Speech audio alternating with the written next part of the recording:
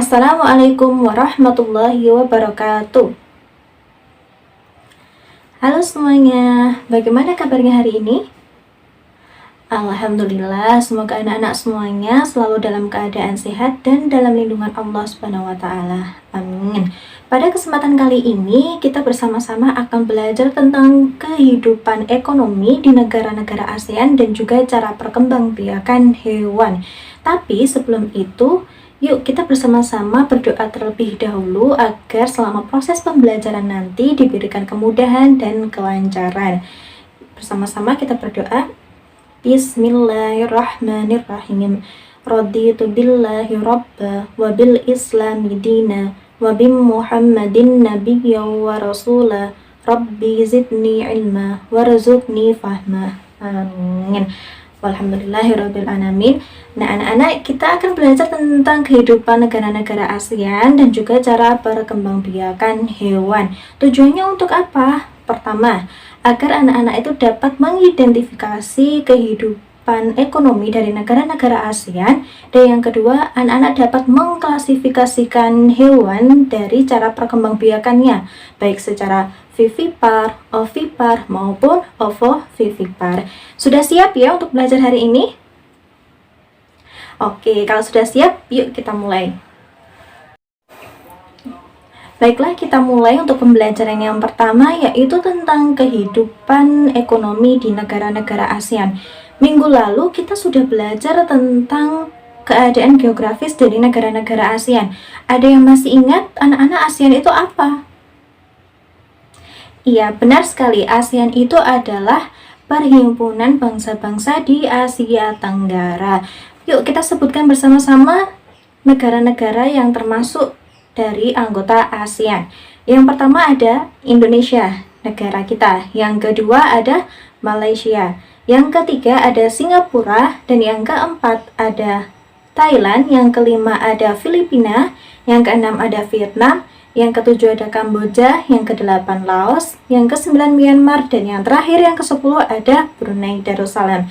Itulah 10 negara anggota ASEAN. Kita akan bahas satu persatu kehidupan ekonomi di negara-negara ASEAN tersebut.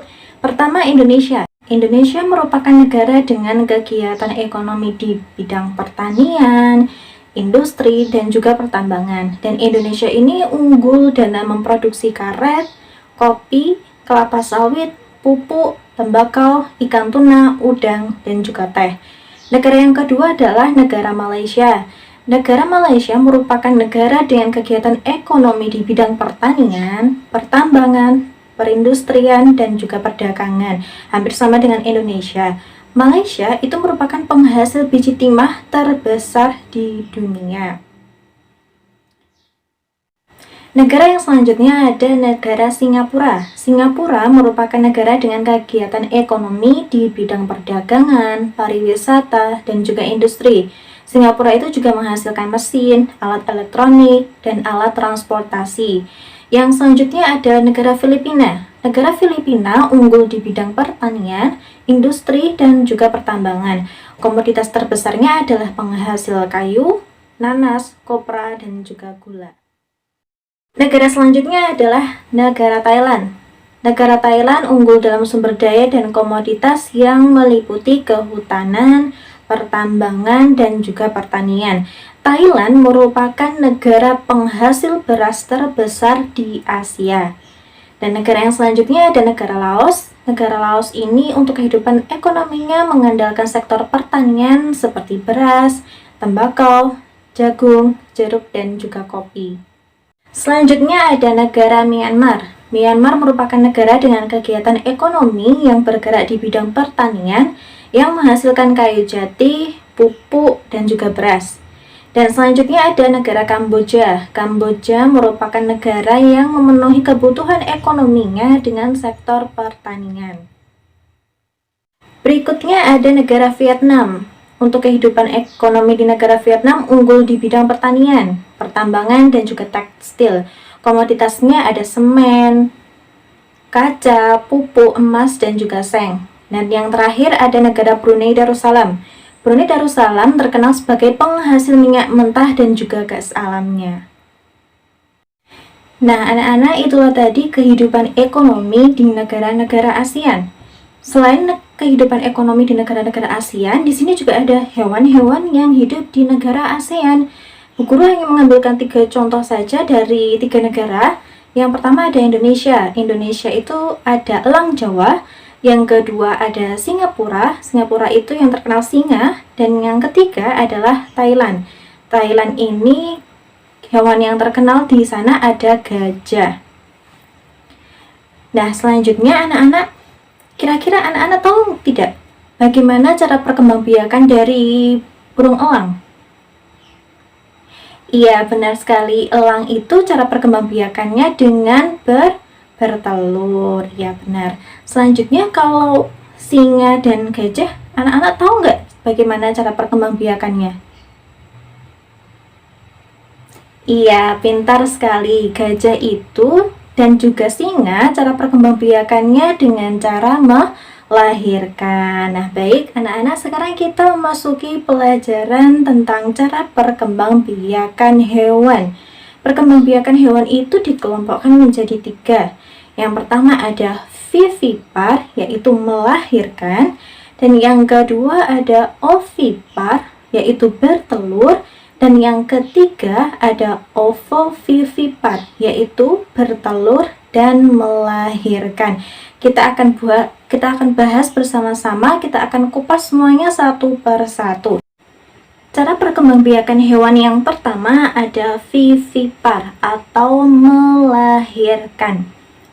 Hewan yang berkembang biak secara vivipar biasa disebut juga dengan hewan mamalia atau menyusui.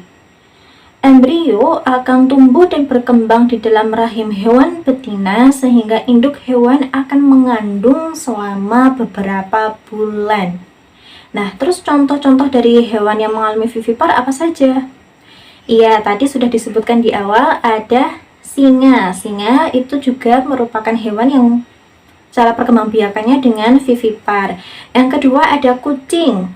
Yang ketiga ada gajah, dan yang keempat ada harimau. Nah, anak-anak di rumah bisa menyebutkan hewan-hewan yang lainnya selain yang Bu Guru sebutkan tadi dengan cara perkembangbiakan vivipar. Contohnya ada apa saja ya? Nah, lalu Bu Guru, bagaimana ciri-ciri dari hewan vivipar itu? Pertama, ciri-ciri hewan vivipar itu induknya menyusui anaknya. Kedua, mempunyai kelenjar susu. Dan yang ketiga, mempunyai daun telinga. Kalau anak-anak perhatikan tadi, seperti kucing, gajah, harimau, dia mempunyai daun telinga. Apalagi gajah, daun telinganya sangat besar sekali. Itu vivipar ya anak-anak, melahirkan. Selanjutnya yang kedua, cara perkembangbiakan hewan yang kedua ada ovipar atau bertelur. Ovipar berasal dari kata ovum yang artinya telur. Bertelur ini dilakukan oleh hewan seperti unggas, reptil, dan ikan. Dalam proses pembuahannya terdapat 2 jenis pembuahan, yaitu secara internal dan eksternal. Pembuahan internal itu terjadi di dalam tubuh induk betina, sedangkan eksternal terjadi di luar tubuh induk betinanya. Contohnya apa hewan ovipar itu? Pertama, tadi sudah disebutkan oleh anak-anak ada elang Jawa. Yang kedua ada kura-kura. Yang ketiga ada ayam. Dan yang keempat ada bebek. Nanti anak-anak coba sebutkan yang lain ya. Lalu bagaimana Bu ciri-cirinya? Untuk ciri-ciri hewan ovipar atau bertelur itu pertama, tidak menyusui. Berarti kalau tidak menyusui, induknya tidak memiliki kelenjar susu. Yang ketiga, tidak memiliki daun telinga. Kalau anak-anak lihat ayam ataupun bebek, tadi seperti gambar yang tadi, itu dia tidak memiliki daun telinga. Oke, cara perkembangbiakan yang ketiga, yang terakhir ada ovovivipar, yaitu bertelur dan melahirkan. Nah, ovovivipar ini merupakan kombinasi dari cara perkembangbiakan vivipar dan juga ovipar. Nah, adapun pembuahannya ini terjadi di dalam tubuh induk hewan.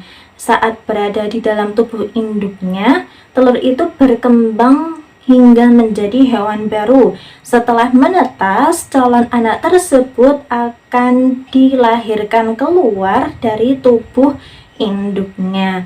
Berbeda dengan ovipar. Kalau ovipar itu bertelur, telurnya itu keluar. Nah, kalau ovovivipar itu telurnya itu masih di dalam, pecah di dalam. Setelah keluar dia sudah menjadi hewan, sudah tidak berupa telur lagi karena telurnya sudah pecah di dalam tubuh induknya. Contohnya apa saja hewan yang mengalami ovovivipar ini? Yang pertama, ada ular piton. Jadi tidak semua ular itu cara perkembangbiakannya dengan ovipar atau bertelur, karena ular itu kan banyak sekali jenisnya, dan yang ovovivipar ini salah satu contohnya adalah ular piton. Yang kedua ada ikan hiu, dan yang ketiga ada ikan pari. Lalu bagaimana ciri-cirinya? Untuk ciri-ciri hewan ovovivipar, yang pertama adalah tidak menyusui. Yang kedua, mempunyai embrio yang berkembang menjadi telur di dalam tubuh induknya. Jadi telurnya itu tumbuh di dalam tubuh. Yang ketiga, setelah menetas anak akan keluar dari tubuh induknya. Nah, anak-anak, itulah tadi cara perkembangbiakan hewan. Ada 3. Yang pertama, vivipar, melahirkan. Contohnya ada kucing, ada gajah, ada harimau. Dan yang kedua ada ovipar, yaitu bertelur. Contohnya ada kura-kura, ada ayam, ada bebek, ada elang. Dan yang ketiga, yang terakhir ada ovovivipar, yaitu bertelur dan melahirkan. Contohnya ada ular piton, ada ikan pari, dan ada ikan hiu. Nah, anak-anak, itulah tadi pembelajaran kita pada kesempatan kali ini. Di awal kita sudah belajar tentang kehidupan ekonomi dari negara ASEAN. Sebenarnya untuk negara-negara ASEAN hampir sama untuk kehidupan ekonomi mereka dari bidang pertanian, peternakan, perindustrian, dan juga pertambangan. Hanya membedakan adalah komoditas yang diunggulkan dari masing-masing negara. Yang selanjutnya adalah cara perkembangbiakan hewan. Tadi cara perkembangbiakan hewan itu ada 3. Yang pertama vivipar atau melahirkan, contohnya ada kucing, gajah, dan juga harimau.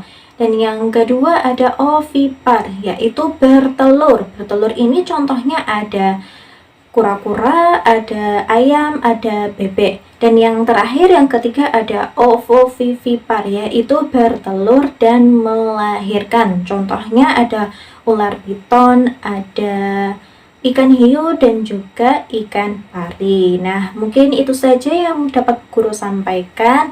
Kurang lebihnya Bu Guru mohon maaf, dan tetap semangat untuk anak-anak semuanya. Wassalamualaikum warahmatullahi wabarakatuh.